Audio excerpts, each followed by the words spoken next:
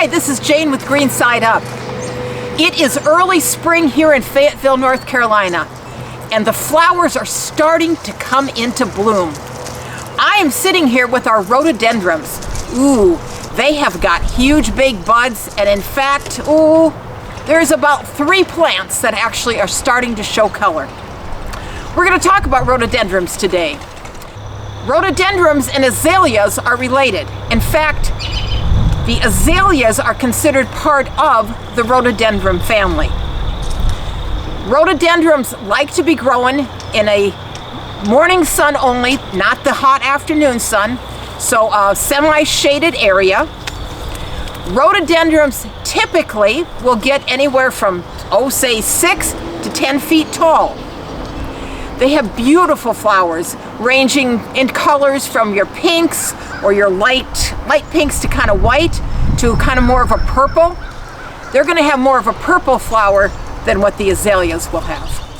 As I said, rhododendrons are a shade-loving plant. They do very well up in Minnesota. We had a beautiful rhododendron by my house.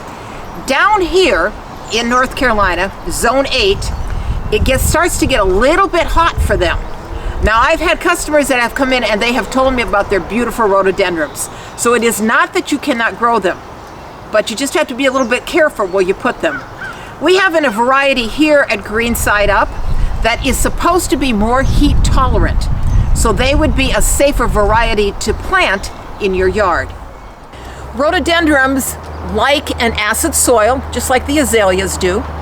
So they work very well as far as soil down here in our climate.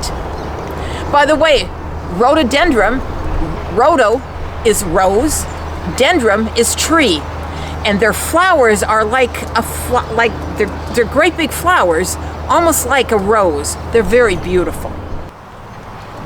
Rhododendrons are relatively disease and bug-free. They can get some fungal diseases. If you get a little bit of leaf spot or something like that on them, just spray them with a fungicide. If you're going to trim a rhododendron, you're going to do it immediately after it is done blooming, so early in the spring. And if you're going to trim, you do not need to trim much, just a little haircut. That's all that they need. You don't do heavy trimming on rhododendrons. If you have a shaded area, you need a large, beautiful flowering plant. A rhododendron is an excellent choice.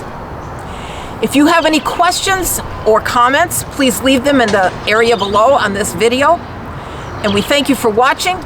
This is Jane with Green Side Up, wishing you a very good day.